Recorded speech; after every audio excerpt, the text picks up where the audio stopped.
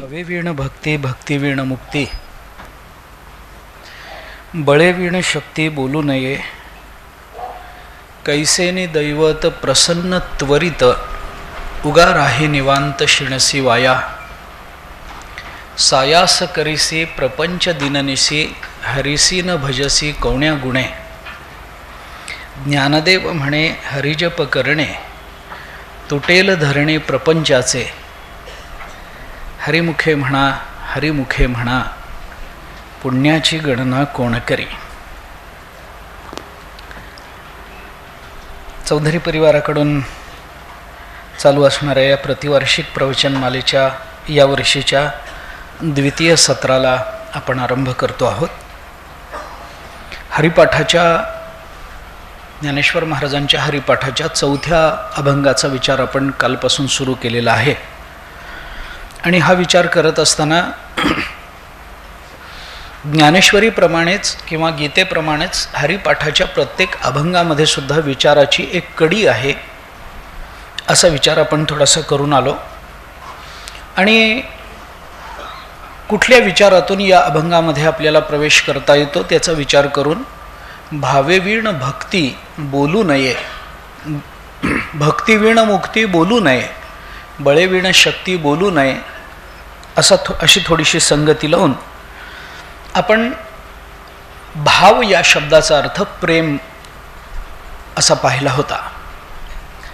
अंतःकरणामध्ये भगवत चरणाविषयी प्रेम नसेल तर भक्ती निर्माण होत नाही. भक्तीच्या मुळाशी भाव लागतो. आणि भाव म्हणजे काय याचा विचार करताना प्रेमणस्तु प्रथमावस्था भाव इत्युच्यते बुधैहि या वचनाला अनुसरून प्रेमाची पहिली अवस्था आणि प्रेमाची शेवटची अवस्था या दोन्हीलाही भाव असं म्हटलं गेलं. आणि तो भाव म्हणजेच प्रेम आहे. प्रेमाशिवाय भक्ती जर केली जात असेल तर तुकाराम महाराजांनी त्या भक्तीला भक्ती न म्हणता व्यभिचार असं म्हटलेलं आहे. ज्या भक्तीच्या मुळाशी प्रेम नाही, ज्या भक्तीच्या मुळाशी भाव नाही, ती भक्ती हा एक उपचार होतो. आणि कोणताही उपचार हा स्वार्थानंच प्रेरित असतो. उपचार म्हटलं, व्यवहार म्हटलं की त्याच्यामध्ये स्वार्थ येणार आणि स्वार्थ आला की व्यभिचार घडणार.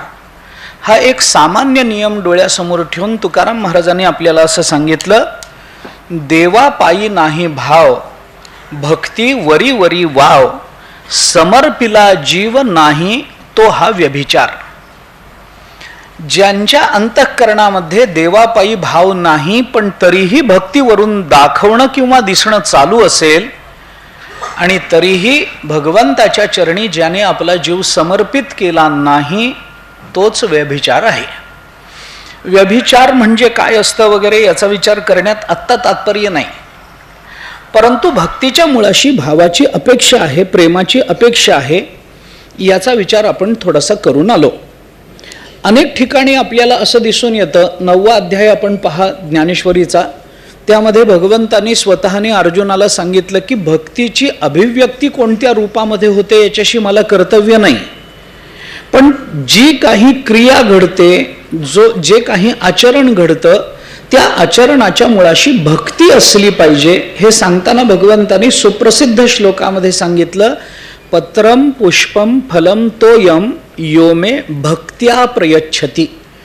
प्रयच्छती याच्यात अडचण नाही, पत्रम पुष्पम फलम तोयम याच्यात अडचण नाही, यो मे भक्त्या असलं पाहिजे, माझ्या भक्तीच्या संबंधानं ते समर्पित झालं पाहिजे.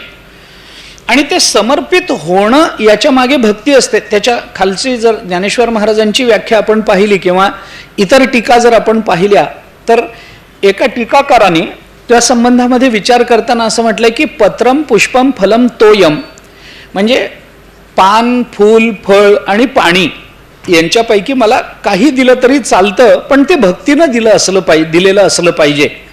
ते भक्तीनं दिलेलं असलं पाहिजे म्हणजे अंतःकरणात भक्ती आहे, भगवंताला चांगलं देण्याची योग्यताही आहे, पण तरीही पान आणि फूल देतो आहे याला अर्थ नाही आहे. प्रेम असावं पण पत्रम पुष्पम फलम तोयम याच्यामध्ये काही क्रम नाही आहे. चढता किंवा उतरता क्रम लावण्याचं काही कारण नाही आहे. पण त्याचा अर्थ असा सांगितलेला आहे की एखादा भक्त परमात्म्याला समर्पित करतो, याचा अर्थ त्याला काही संपत्ती देणं शक्य असताना, अन्य काही देणं शक्य असतानाही तो पान देतो, असा त्याचा अर्थ नाही आहे. तर त्याच्या जीवनामध्ये त्या काळामध्ये देवाला देण्यासाठी पानाशिवाय दुसरी वस्तू, महत्वाची वस्तू त्याच्या जीवनात उपलब्धच नाही. अशा वेळेला तो पान देतो आहे, तर तिथे भक्तीचं खरं स्वरूप प्रकट होतं. आपल्या जीवनाला आवश्यक असणाऱ्या ज्या गोष्टी आपल्या उदरनिर्वाहाकरता अथवा जीवननिर्वाहाकरता राखून ठेवून मग उरलेल्यामध्ये देवाला काहीतरी समर्पित करणं, याही पेक्षा आपला निर्वाह ज्याच्यामुळे होणार आहे ती गोष्ट आपल्याकरता महत्वाची असताना सुद्धा देवाला समर्पित करण्याचा भाव अंतःकरणामध्ये निर्माण होणं, हे भक्तीचं स्वरूप आपल्याला टीकाकारांनी या श्लोकाच्या संदर्भात दाखवून दिलं. पत्रम पुष्पम फलम तोयम यो मे भक्त्या प्रयच्छती, असं भगवंतानी म्हटलं. भगवंताच्या मुखातून बोलताना ज्ञानेश्वर महाराजांनी याच अर्थाला अधिक अधोरेखित करत असं म्हटलंय की मला दुसरं काही कळत नाही, पै एकी भक्ती मी जाणे, तेथ साने थोर न म्हणे, आम्ही भावाचे पाहुणे भलते या. आम्ही भावाचे पाहुणे आहोत, भक्ती एके मी जाणे, मला भक्तीशिवाय दुसरं काही कळत नाही अर्जुना. मला जी कळते ती भक्तीच कळते. मग ती भक्ती करणारा साने थोर न म्हणे, मग तो हत्ती आहे का, तो माणूस आहे का, तो आणखीन कुणी आहे का, ती मदत करणारी एखादी खार आहे का, एखादा जटायू सारखा पक्षी आहे किंवा गरुडासारखा पक्षी आहे, याच्याशी मला काही कर्तव्य नाही. तो श्रीमंत असणारा जनक राजा आहे, सोन्याच्या पलंगावर झोपणारा, की ज्याला जीवनभर सुवर्णाचं दर्शनही झालेलं नाही असा सुदामा आहे, याच्याशी मला काही कर्तव्य नाही आहे. त्यामध्ये मी कोणतंही द्वंद्व अथवा कोणताही भेद बघत नाही. साने थोर न म्हणे, साने थोर या विषयाची व्याप्ती, या शब्दांची व्याप्ती आपण कितीही व्यापक करू शकता. मग तो ज्ञानी आहे का अज्ञानी आहे, मला त्याच्याशी काही कर्तव्य नाही. तो श्रीमंत आहे का गरीब आहे, मला कर्तव्य नाही. तो वृद्ध आहे का बाल आहे, मला कर्तव्य नाही. ती स्त्री आहे का पुरुष आहे, मला काही कर्तव्य नाही. तो निरोगी आहे का रोगी आहे, काही कर्तव्य नाही. तो स्वदेशात राहतो का परदेशात राहतो, काही कर्तव्य नाही. आपण किती व्याप्ती वाढवू शकता याची. बाकी मला काही कळत नाही. साने थोर न म्हणे, मग तुम्हाला काय लागतं, आम्ही भावाचे पाहुणे भलते या. आम्हाला फक्त भाव लागतो. भाव असेल तर, म्हणून त्या प्रल्हादाच्या चरित्रात सुद्धा आपण भागवतात जर बघितलं तर प्रल्हादाकरता भगवान अवताराला आले आणि त्या हिरण्यकश्यपूचा उद्धार केल्यानंतर भगवंतानी प्रल्हादाला मांडीवर घेतलं आणि भगवान त्या सिंहासनावर बसले. आधी प्रल्हादाला मांडीवर घेऊन सिंहासनावर बसले. त्याच्यातले काही भाव असतील, म्हणजे जसा प्रेमाचा विषय हा भक्ताकडून परमात्म्याकडे प्रवाहित झालेला असतो, त्याच प्रकारानं तो परमात्म्याकडून भक्ताकडेही प्रवाहित असतोच. भक्त प्रेम करतो आणि परमात्मा निव्वळ पाहत बसतो असं होत नाही. तो परमात्माही त्या भक्तावर तेवढंच प्रेम करतो.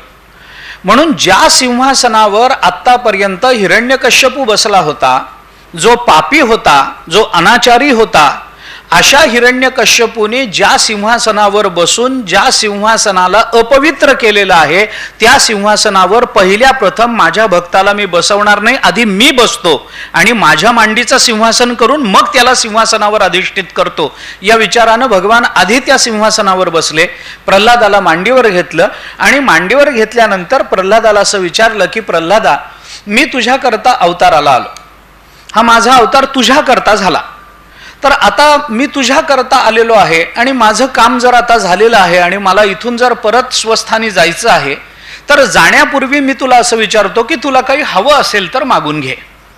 हा जो प्रसंग आहे ना, हा प्रसंग वेगवेगळ्या पुराणांमध्ये वर्णिला गेलेला आहे. भागवतामध्ये त्याचा संकोच आहे, अन्य पुराणांमध्ये तो अधिक जास्त व्यापकतेनं वर्णिला गेला आणि त्याही पेक्षा जास्त हरिदासी कीर्तनकारांनी त्याला जास्त रंजक बनवलं.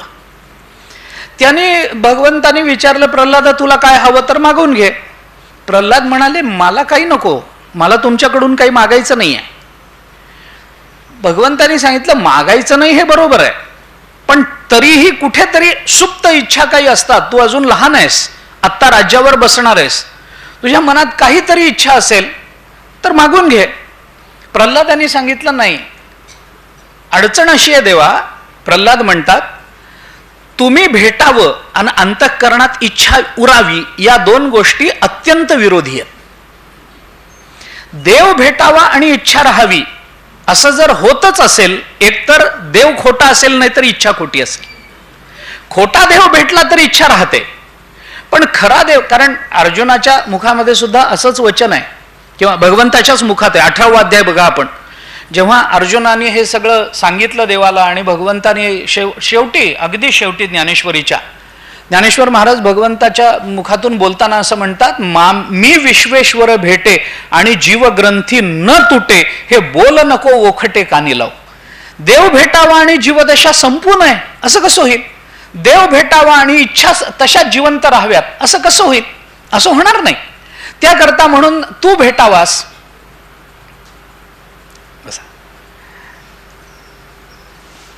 आणि देवा तू भेटावास आणि माझ्या मनात इच्छा राहावी असं होणार नाही, त्यामुळे मला काही नको.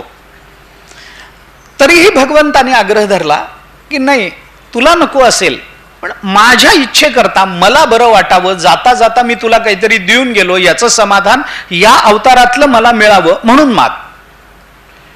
तुकाराम महाराजांनी म्हटलंय, म्हणसी काही मागा हेची देगा पांडू. तुम्ही म्हणता म्हणून हा सगळा मोठा प्रसंग आहे. त्यानंतर काय झालं, पुढं काय झालं वगैरे हा भाग वेगळा आहे. प्रल्हादाने शेवटी चिडून भगवंताला सांगितलं, देवा मी नको म्हणलेलं तुम्हाला कळत नाही का? तुम्हाला कळलं पाहिजे, मला नकोय, नाही तरीही माग. मग प्रल्हाद असं म्हणाले की मला काही नकोय, तुम्हाला काही हवं असेल तर मागा. अशी एक कथा रंगवली जाते. तर देवाने विचारलं, तू मला देणार आहेस? मी देव आहे, तू भक्त आहेस आणि तू मला देणार आहेस? प्रल्हादाने सांगितलं, माझ्याशिवाय कोण देणार आहे? देवाला देण्याचं सामर्थ्य भक्ताशिवाय अन्याच्या ठिकाणी कुठून असणार आहे? बोला. भगवान म्हणाले, बघ, विचार कर, शब्द दिल्यानंतर माणसाने शब्द फिरवू नये. तुकाराम महाराजांनी म्हटलंय, वचना फिरती अधमजन.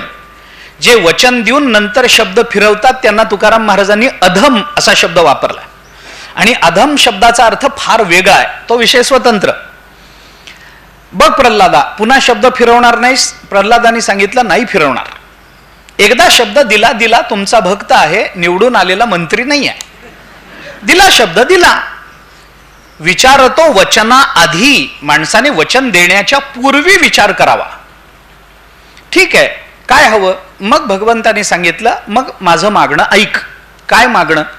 भगवंतानी सांगितलं, काही नाही, माझ्या मनात एकच मागणं आहे, एकच इच्छा आहे की तू आज माझ्याकडे काहीतरी मागावंस. एवढी एकच इच्छा आहे, तेवढी माझी इच्छा पूर्ण कर. आता हे ऐकल्यानंतर एखादा भक्त गोंधळून गेला असता, पण प्रल्हाद हे भगवंताच्या नेहमीच 2 पावलं पुढे राहिलेले. प्रल्हादाने सांगितलं, ठीक आहे, तुम्ही मला शब्दात पकडू शकता, तुम्ही मला शब्दात पकडलंय, आता मला तुमच्याकडे मागावं लागेल कारण मी तुम्हाला वचन दिलंय, त्यामुळे मागतो. काय इच्छा आहे तुझी? प्रल्हादाने भगवंताला आपली इच्छा व्यक्त करताना असं सांगितलं, काही नाही, माझ्या मनात एकच इच्छा आहे की माझ्या मनात कोणती इच्छाच निर्माण होऊ नये असं काहीतरी करा. आणि मग भगवंताला ते करावं लागलं. हा सगळा संवाद चालू असताना जेव्हा भगवंताने त्या प्रल्हादाला वरम वृष्णीश्व असं सांगितलं, वर माग काहीतरी, त्यावेळेला प्रल्हादाने जे उत्तर दिलं ते त्या प्रेमाकरता मला सांगायचं होतं, म्हणून हा दृष्टांत लांबला. खरं म्हणजे प्रल्हादाने भगवंताला असं सांगितलं की देवा, तुमच्याकडून काहीतरी मिळवण्याकरता जो तुमची भक्ती करतो, जो तुमचं नामस्मरण करतो, जो तुमच्यावर प्रेम करतो, तो तुमचा खरा भक्त नसतो, तुमचा व्यापार करणारा तो व्यापारी असतो. कारण तुमच्याकडून काहीतरी मिळवण्याकरता तो तुमच्यावर प्रेम करतोय, तुमच्याकडून काहीतरी प्राप्त करून घेण्याकरता तो तुमची भक्ती करतो आहे. प्रल्हादाने असं स्पष्ट सांगितलंय, यस्त आशिष आशा असते नस भृत्य, हा तो तुमचा भक्त नाही, सवय वणिक, तो तुमचा व्यापार करणारा व्यापारी आहे. तुमच्याकडून काहीतरी आशिष मिळवण्याकरता, तुमच्याकडून जीवनाच्या संबंधामध्ये ज्या काही उत्कर्षाच्या कल्पना आहेत त्या कल्पनेची परिपूर्णता साधून घेण्याकरता जर तुमच्याकडे भक्तीच्या मोबदल्यात किंवा नामाच्या मोबदल्यात तो काही मागत असेल तर तो तुमचा भक्त नाही, तो तुमचा व्यापार करणारा व्यापारी आहे. आणि म्हणून तुकाराम महाराजांना हे सांगावं लागलं की बाबा, देवापायी नाही भाव भक्ती वरी वरी वाव. देवापायी जीव नाही तो हा समर्पिला जीव नाही तो हा व्यभिचार. तो देवाच्या ठिकाणी आपला जीव समर्पित करत नसेल, ती तयारी दाखवत नसेल, तो फक्त वरवर भक्ती करत असेल. तुकाराम महाराजांचेच शब्द आहेत, अनेक आहेत. त्याच्यामध्ये तुकाराम महाराजांनी म्हटलं, अरे भक्ती काय आहे? भक्तीचं नुसतं नाव आहे. अंतःकरणामध्ये विषयाचीच अपेक्षा आहे. वरून भक्ती दिसते दिसायला, पण ती भक्ती नाही आहे. मग तो काय? तो सगळा विषयाबद्दलची अभिलाषा आहे, विषयाची आशा आहे. याच्याकरता म्हणून भक्ती हा भक्तीच्या मुळाशी जर भाव नसेल, भक्तीला जर भावाचं प्रेमाचं अधिकरण नसेल, अधिष्ठान नसेल, तर मग ती भक्ती ही भक्ती न होता तो व्यभिचार होतो. तो भाव काय आहे, ते प्रेम काय आहे, या संबंधातला काही विचार काल आपण करून आलो. ज्ञानेश्वर महाराजांनी प्रेमाच्या संबंधामध्ये ज्या काही भूमिका घेतल्या आहेत त्याचा अगदी थोडासा आपल्याला विचार सांगायचा झाला तर एक दृष्टांत ज्ञानेश्वर महाराजांनी दिलाय, तो प्रसिद्ध आहे. अहो तान्हयाचे लागे झटे तरी अधिकची पाना फुटे, रोषे प्रेम दुणवटे पढियंतयाचेनी. पढियंता म्हणजे आवडीचा. पढिये हा शब्द आवडीचा, आवडीने या अर्थाने वापरला जातो. पढिये देहभाव पुरवी वासना अंत्य ते आपणापासी न्यावे. पढिये देहभाव आवडीने या अर्थाने. जो आवडीचा भक्त असतो त्या आवडीचा प्रेम कसं व्यक्त होतं, कसं कुठे अभिव्यक्ती कशी होते, त्याला ज्ञानेश्वर महाराजांनी सांगितलं, रोषे प्रेम दुणवटे पढियंतयाचे. मनुष्य आवडीचा मनुष्य रागावला की त्याच्यातून त्याचं प्रेम अभिव्यक्त होत असतं. त्यामुळं असं म्हटलं जातं, प्रेमाची जी काही अंग सांगितली जातात ना त्याच्यामध्ये प्रेमामध्ये राग रुसवा चालतो, प्रेमामध्ये क्रोध नसतो, पण प्रेमामध्ये दुःख असतं. प्रेमामध्ये दुःख चालतं. प्रेम त्याचे 7-8 प्रकार भक्तिशास्त्रामध्ये सांगितलेत, आता मी बोलत नाही, पण तिथं म्हणताना असं म्हटलंय की थोडं त्याच्यामध्ये इकडं तिकडं चालतं. थोडं एकमेकांची थट्टा करणं, काहीतरी एकमेकांच्या कुरापती काढणं, हे प्रेमामध्ये चालतं. त्यामुळे असं म्हटलं जातं, मला नेमकं सांगता येणार नाही अनुभवाच्या दृष्टीनं किंवा एका व्यापक अनुभवाच्या दृष्टीने असं बोलता येणार नाही की ज्यांच्यामध्ये भांडणच झालं नाही त्यांचं प्रेमच खरं नाही. आता हे कुठे लावायचं हा ज्याचा त्याचा प्रश्न आहे. पण भक्ताची देवाची भांडणं झालेली आहेत. तुकाराम महाराज देवाबरोबर भांडलेले आहेत, प्रल्हादाचं देवाबरोबर भांडण आहे, असे उद्धवाचं देवाबरोबर भांडण झालेलं आहे, रुक्मिणी मातेचं देवाबरोबर भांडण झालेलं आहे. एकमेकांची थोडी इकडे तिकडे थट्टा चालते. रोषे प्रेम दुणवटे हे प्रेमाचं एक स्वरूप ज्ञानेश्वर महाराजांनी आपल्याला सांगितलेलं दिसून येतं. काय आहे हे प्रेम? अजून काय म्हणता येतं? ज्ञानेश्वर महाराजांनी प्रेमाच्या संबंधाने आणखीन एक भाव व्यक्त केलाय. ज्ञानेश्वर महाराज म्हणतात, आणि हाही बोलोनी भावो तुझं दाऊ आम्ही भिवो, जे रुसता बांधे थावो ते प्रेम गाहे. अर्जुनाला बोलत असताना प्रेमाचं आणखीन एक स्वरूप ज्ञानेश्वर महाराजांनी सांगितलं. याच्या अजून पुष्कळ वर्णनं ज्ञानेश्वर महाराजांनी केली आहेत. पण प्रेम हा शब्द काय आहे? भगवंताच्या चरणावर आपला जीव आपला देह समर्पित करणं प्रेम आहे. प्रेम म्हणजे काय? काल आपण त्या संबंधानं बोलून आलो. अशा प्रेमानं युक्त असणारा जो भाव किंवा प्रेमयुक्त भाव किंवा भाव कसंही आपण म्हणा, त्याच्याने भक्तीची उत्पत्ती होते. भावेवीण भक्ती, भावाशिवाय भक्ती ही खरी नाही, तो व्यभिचार असेल. पण भावाने केलेली भक्ती, मग त्याच्यामध्ये तो भक्त वाटेल ते समर्पित करायला तयार आहे. तो देह पाहिजे, देह घे. तुम्हाला माझी संपत्ती हवी, संपत्ती घ्या. तुम्हाला काय, माझ्याकडे हवं काय, तुम्हाला काय दिलं गेलं यापेक्षा ते कोणत्या भावाने दिलं गेलं याचा विचार भक्तिशास्त्र जास्त मोठ्या प्रमाणामध्ये करतं. त्यामुळे काय दिलं गेलं ही वस्तू पाहिली गेली की तो प्रपंच ठरतो, आणि कसं दिलं गेलं हे पाहिलं की तो परमार्थ ठरतो. प्रपंच आणि परमार्थामध्ये तसे ज्या अत्यंत सूक्ष्म सीमारेषा आपल्याला दिसून येतात आचरणाच्या दृष्टीने, त्याच्यामध्ये हे एक वैलक्षण्य आपल्याला मानता येऊ शकेल की काय दिलं गेलं, वस्तूकडे लक्ष गेलं की तो प्रपंच ठरतो, आणि वस्तू देण्याच्या मागच्या भावाकडे लक्ष दिलं गेलं की तो परमार्थ ठरतो. काय दिलं गेलं?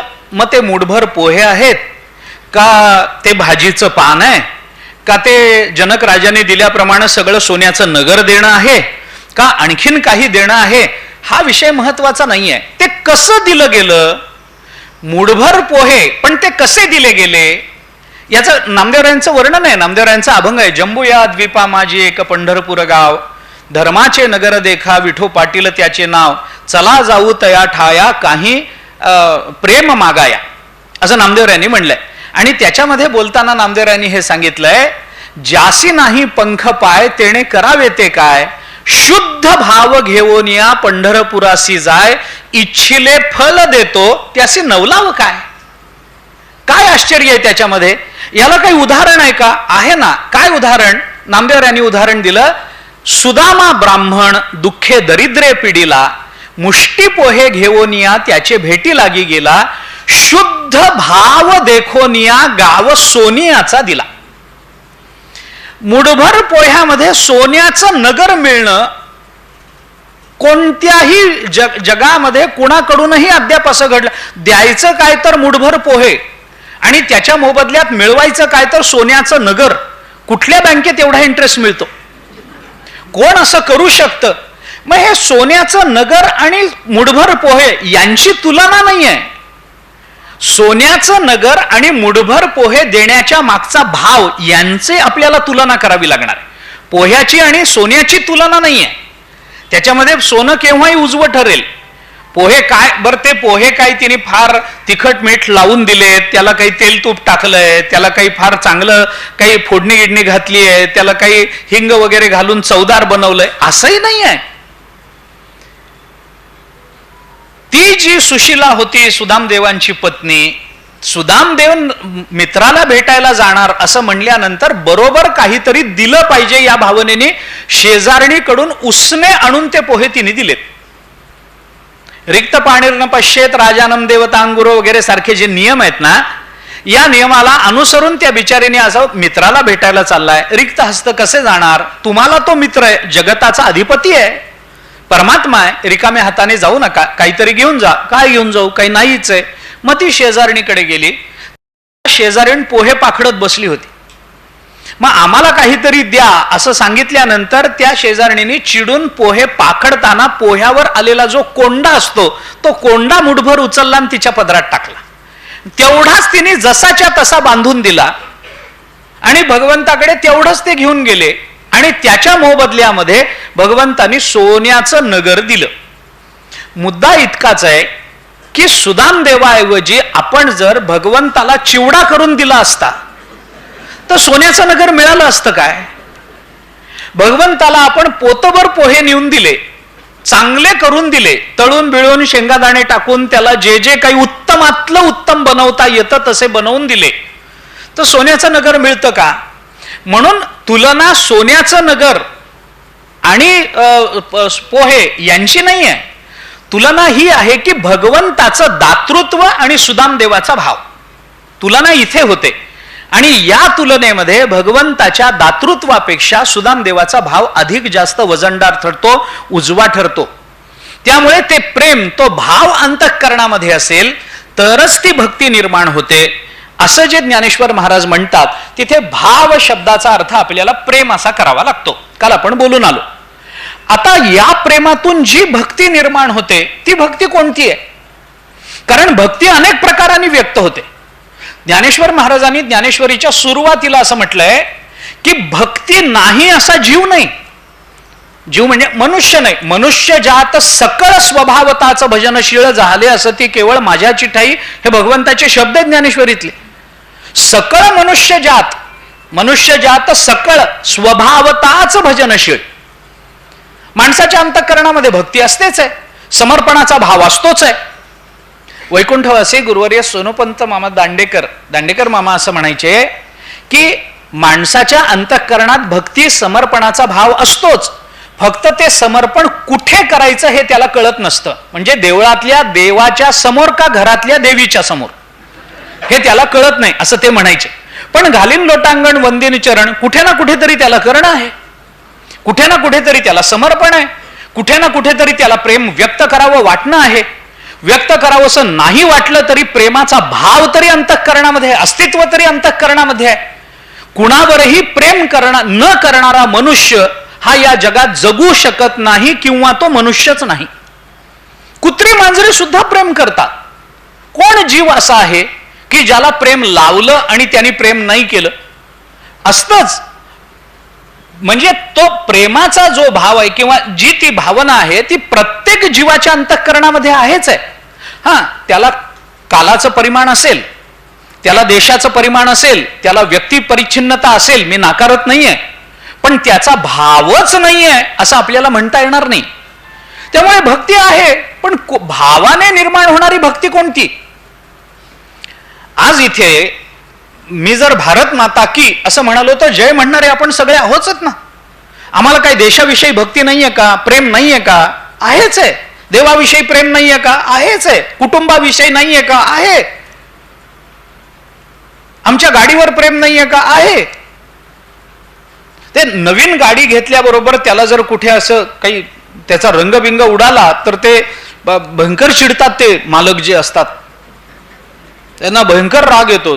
थोडासा ओरखडा गेला तर ते म्हणतात हा ओरखडा गाडीवर नाहीये, माझ्या हृदयावर उमटलेला.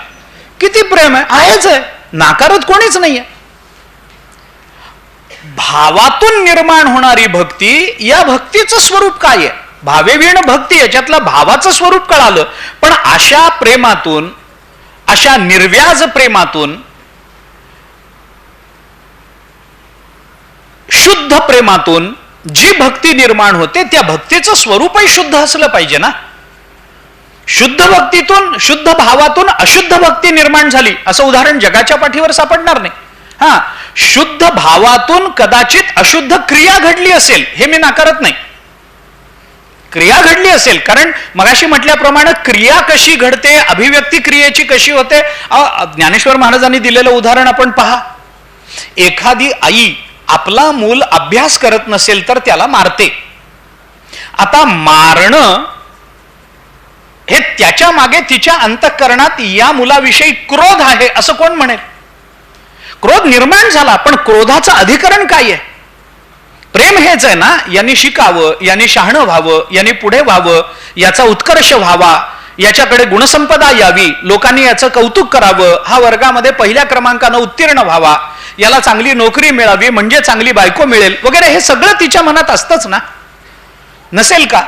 म्हणजे त्याच्या उत्कर्षाचा शुद्ध भाव तिच्याही अंतःकरणात आहे. क्रिया काय घडली हा भाग वेगळा.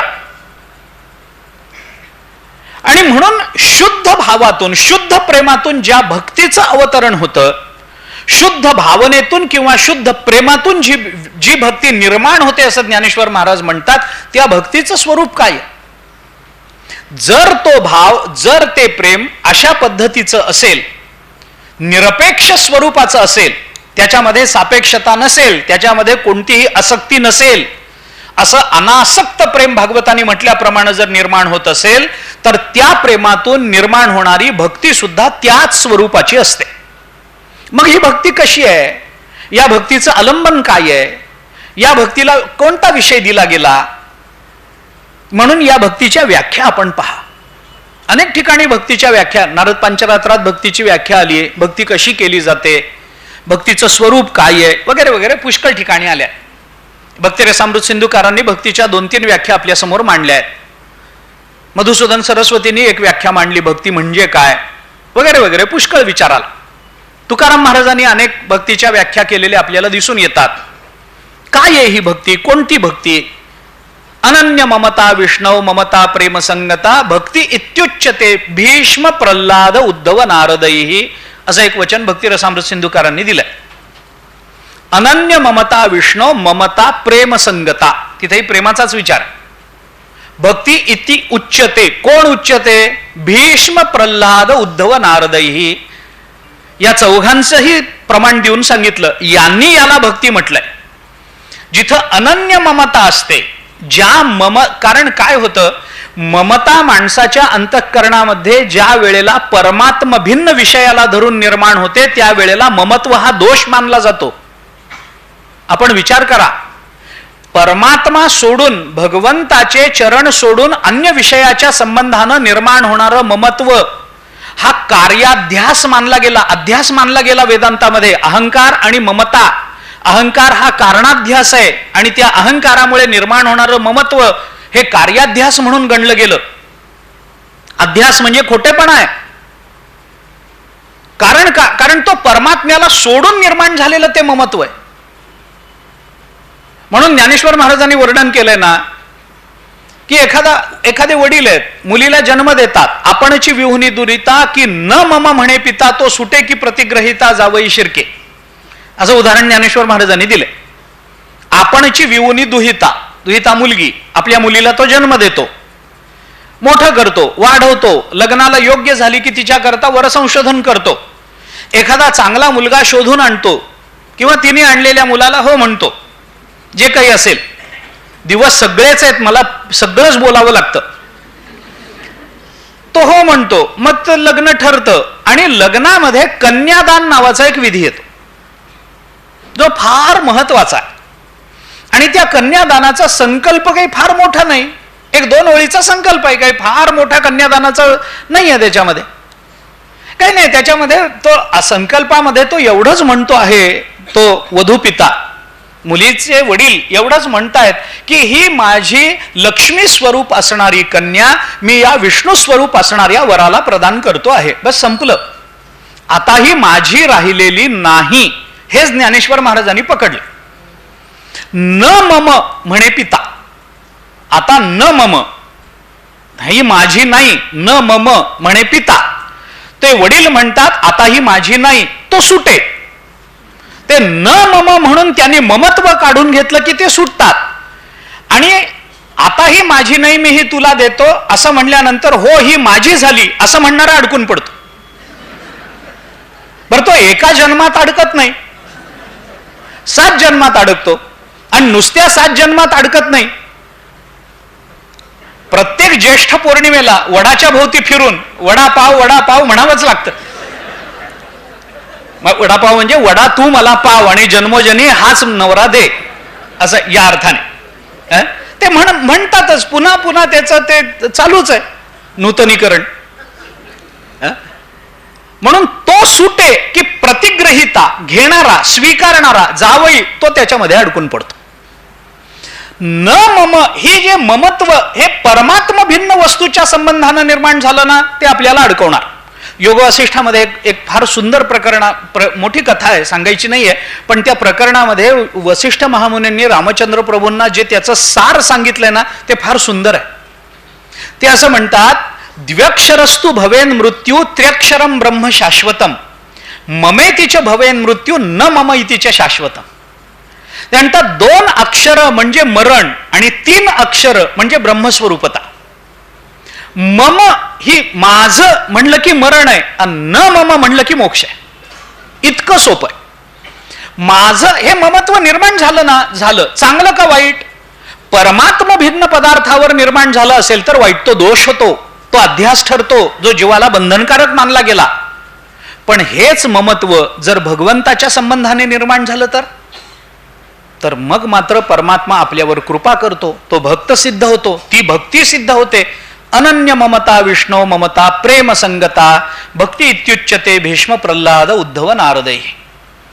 भीष्म प्रल्हाद उद्धव नारद यांचा संदर्भ दिला प्रामाण्य म्हणून, हे ठीक आहे, पण त्याचा अर्थ काय? अनन्य ममता विष्णू ममता प्रेम संगता, हे महत्वाचं आहे. ते ममत्व प्रेमानं निर्माण झालं पाहिजे, ते भगवंताच्या संबंधानं निर्माण झालं पाहिजे आणि ते अनन्य असलं पाहिजे. 3 गोष्टी आहेत ममत्वाच्या संबंधाने. ममत्व प्रेमाने निर्माण व्हावं, कारण स्वार्थानेही ममत्व निर्माण होतं. ते प्रेमानेच होतं प्रत्येक वेळेला असं नाही, स्वार्थानेही होतं.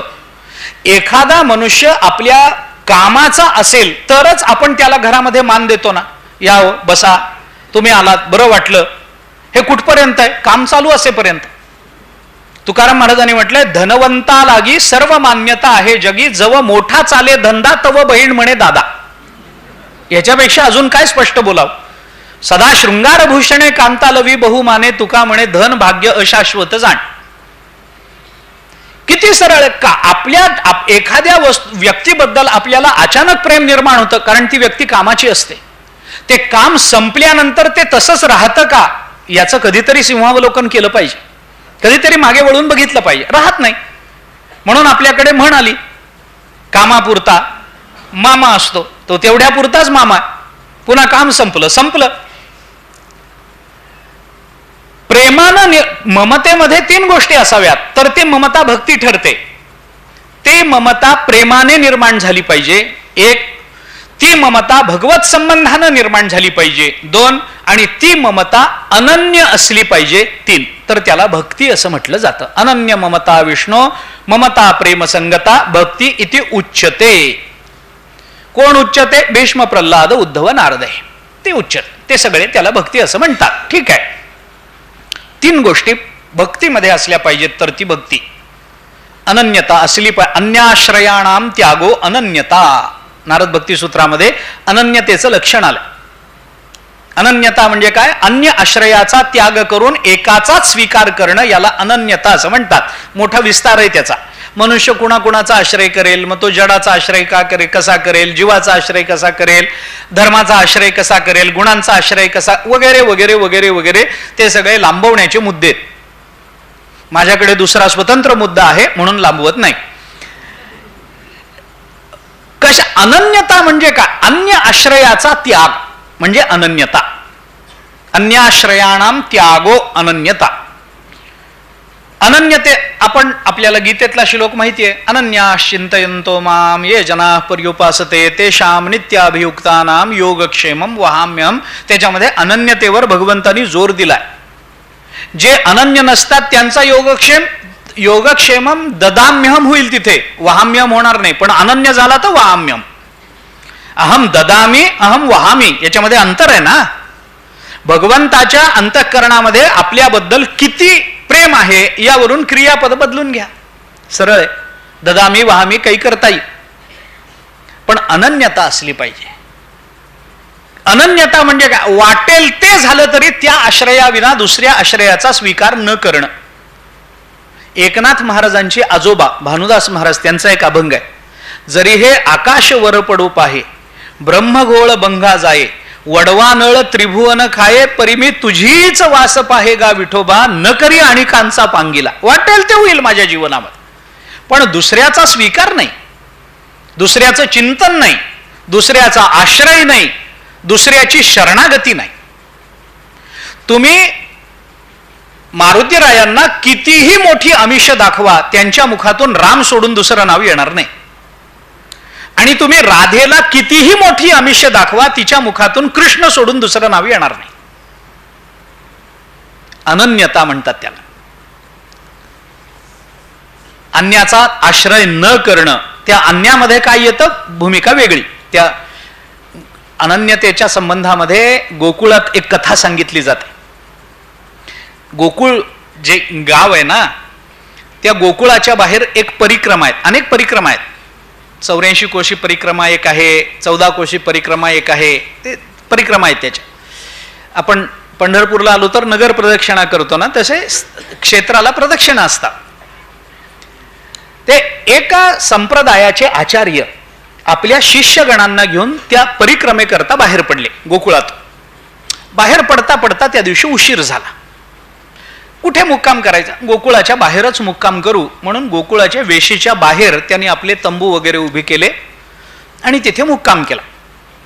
संध्याकाळची जेवणं वगैरे झाल्यानंतर त्या संप्रदायाच्या नियमाप्रमाणे तिथे एक दरबार भरला. दरबार म्हणजे ते आचार्य जे होते ते सिंहासनावर बसले, त्यांचे जे अनुयायी होते भक्तगण वगैरे ते सगळे असे बसले आणि काही पारमार्थिक प्रश्नोत्तर, भक्ती कशी करावी, नामस्मरणामध्ये मन लागत नाही, अमुक काय तमुक काय विचारणारे पुष्कळ असतात. या आचार्यांनी त्यांना जसं जसं ते प्रश्न समजले, जसं त्यांना कळत होतं तसं त्यांनी त्यांना उद्बोधन करायला प्रारंभ केला.